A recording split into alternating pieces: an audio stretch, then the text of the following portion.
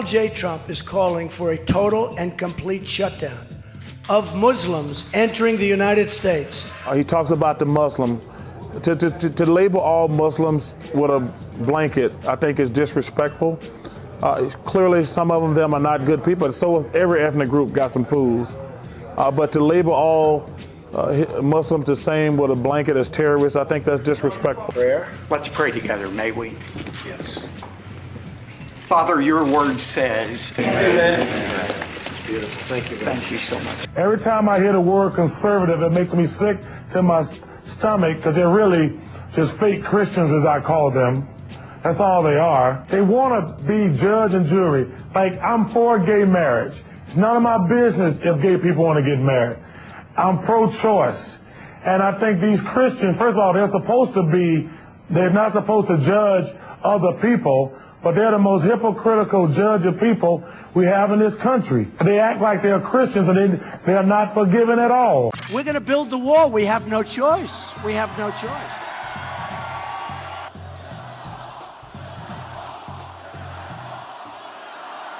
Build that wall. Build that wall. Build that wall. Build that wall. Build that wall. Build that wall. Build that wall. Build that wall. Who's going to pay for the wall? 100%. I think I live in Arizona. I think the Hispanic people are amazing. I think when people talk about illegal immigration, I think it does them a disservice. I think they're amazing. That's my biggest problem talking about building a wall. I think the Hispanics are amazing people living in Arizona, and they get a bad rap. They're bringing drugs. They're bringing crime. They're rapists. What America has become is poor people getting screwed by rich people. I think the biggest problem is I think the political system has become so big. You can be an independent, but the Republicans and the Democrats, they're so powerful.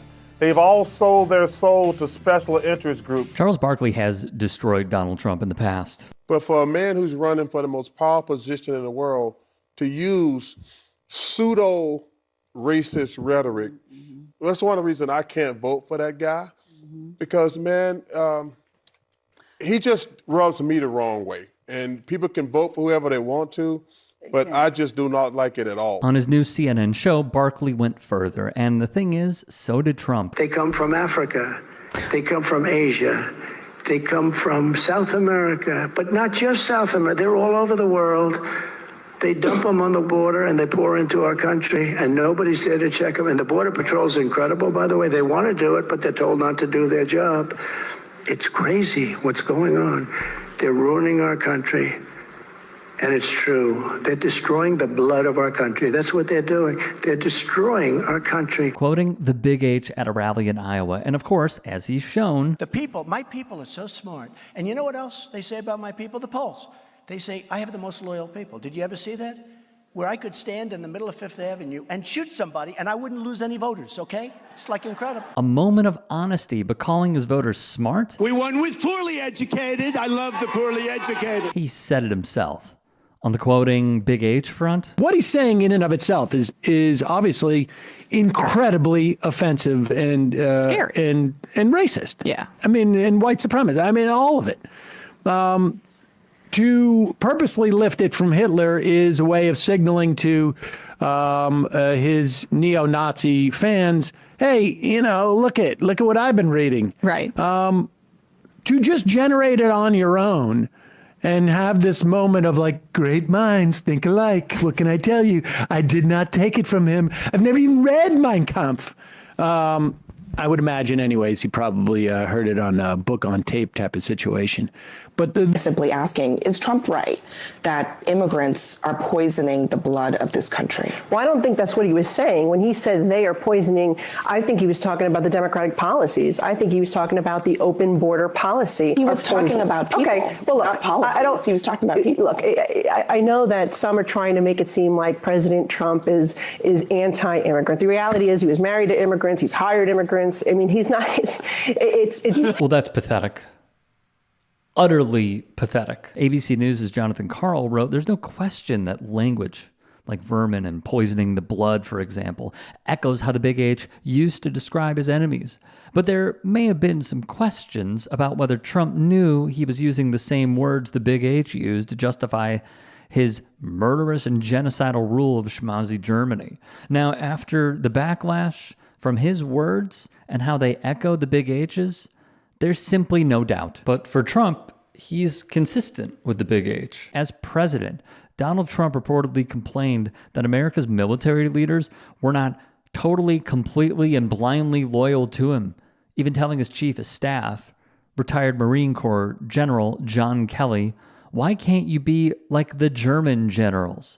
As reported in The Divider, Trump in the White House, 2017 to 2021, by Peter Baker and Susan Glasser, Kelly responded by pointing out Schmazi generals tried to kill the Big H 3 times and almost pulled it off. And to be clear, just so there's no confusion whatsoever, back in 1990, decades before Trump would get into politics, he reportedly acknowledged owning a copy of the Big H's. The admission came in an interview with Vanity Fair shortly after his divorce from Ivana, who was his first wife.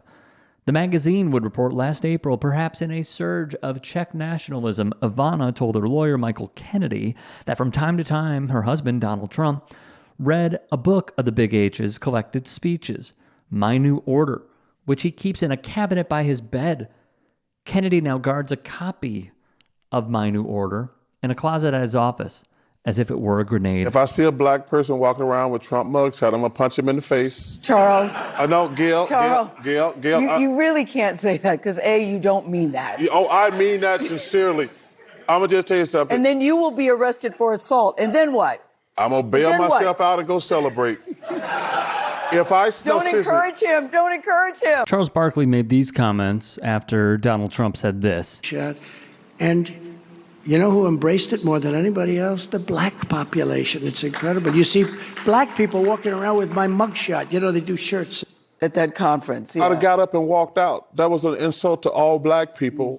Because he's basically just saying, and first of all, to compare black history where we've been discriminated against to his plight. Yes. Well, first of all, he's a billionaire.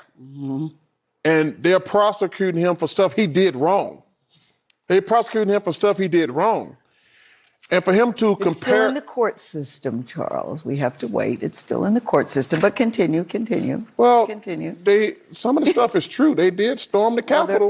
They did say that the election was stolen. Those aren't lies, Gail. Yeah. Those are They facts. did say that. They did say that. But to compare, I would have got up and walked out because it's not a fair comparison. You know, he's a billionaire. He's had a great life. He's been president of the United States. To insult black people who have been discriminated against all these years, to put them in the same category, I was just offended. Speaking of being offended, his punch comment riled up MAGA. So in that vein, that clip that you all just saw has been seen millions of times, and there have been quite a few articles written about it, and that's before we even get to the social media comments, which look a lot like this gentleman.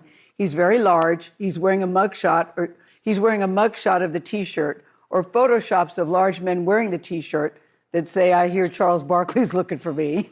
They all think that you are ready to run around punching people who vote for Donald Trump. Now, I know when you say that, that was just you making a point. That's not something you would literally do, going around attacking people, right? Well, let me say, is this my camera right there? I want to make sure people can hear me. Yeah.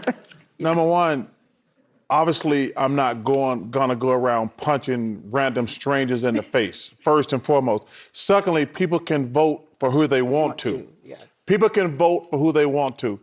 The point I was trying to make. There you go. No, the point I was making. I wasn't trying to make it. Okay.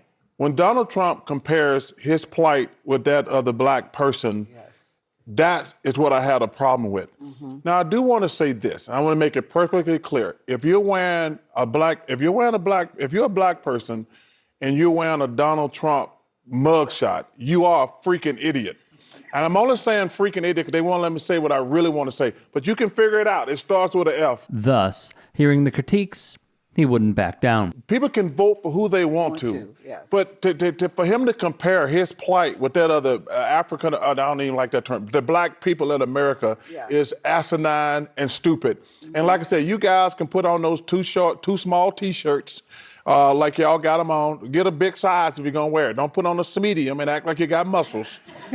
But that is so. It just that bothered me. That irritates. It bothered me because for him to compare a white billionaire, Yes. who is in trouble because of stuff he did. Yes. Not because of stuff, like black people get in trouble for stuff that happened That they did not didn't do. deserve to do. Yes. But for him They to did not compare that to black people's plight, that's just stupid on their part. I appreciate y'all. I hope y'all got Nielsen boxes. If y'all gonna wear those tight t-shirts around the house and somebody take pictures. But I do. I'll stick by what I said. If you're wearing a Trump mugshot around, you are a freaking idiot. Surprisingly, his analysis would take another turn. The reason I think the Democratic Party and Mr. Biden, President Biden, is losing black votes is they only care about black people every 4 years. They come into our neighborhoods and say, we're going to make stuff better. We're going to do this, do this, do this. And then finally, us black people are like, man, other than our ability to dunk a basketball, all my neighborhoods are still the same. Our schools are still the same. Our CEO, Cenk Uygur, responded and gave his take. First of all, Charles Barkley is 100% right. And this is why when Barkley was signed to do this show on CNN, I said he's going to be the best host on CNN. You know why? He's honest, and that's what he's known for. He's courageous in what he says, and he's rich. Wait, why does being rich matter? Because you're not going to intimidate him. Oh, well, you're going to lose this job at CNN, and then you're not going to have money and status anymore. That's what scares a lot of the reporters to being like, what do you need me to say? Of course, whatever's not true, I will say in favor of corporate politicians. Now, they don't say it like that, but it's implicit, right?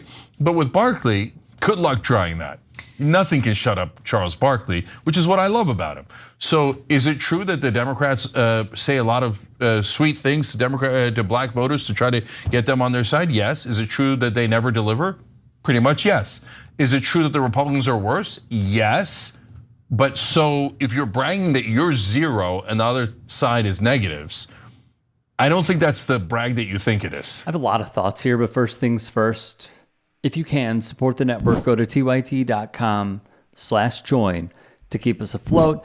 And if there are any stories that we have missed on this medium of TYT Sports, get at me and follow me. Twitter, Instagram, TikTok.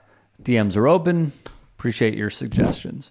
Cenk touched on it, and I was a little more pessimistic. I'm just going to share a few thoughts here. The first is he is right about Charles Barkley.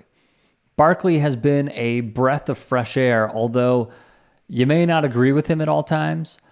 One thing that I believe NBA fans, sports fans, and also apparently political people is he will not back down from what he believes, for better or worse, which is fine because he's not going out there giving these, principled leftist socialist politics. He's going out there to be like a never Trumper.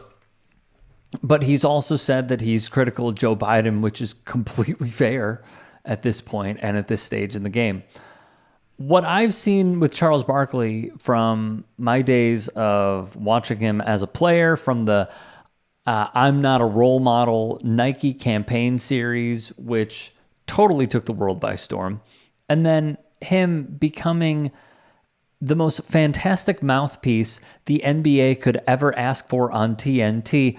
My only question was, how was it going to bounce from one to another? And it has beautifully. It really has. So on that front, I completely agree with Cenk. I think him calling out a lot of the most powerful people has been a breath of fresh air. He does touch on a lot of things that are important and a lot of things that are true. And it's mainly both of them with Dems versus Republicans and how to vote and what do you get. And at this point, how I personally feel is the American public has just lost faith in the entire idea of big government because we know that they serve their corporate overlords. I was having a conversation earlier today with a loved one, and we were talking about Boeing, and then I brought up East Palestine and how Pete Buttigieg isn't going to do anything because he also gets the same donors and has the same donors as others who are lawmakers that are supposed to put these regulations in place for us. There is this distrust because we know that for 98% of the people in government, it is just a big con job. It is all, how can I lie to voters to then get in office, not do anything, play the culture wars, get played on CNN, MSNBC, even TYT, I'll admit it, Fox News and others, and then say, oh, well, look at this distraction. Look at this mockery that I made on the House floor. Look at this terrible, intentionally terrible interview I did on the network in order to distract the masses from things that we all agree on.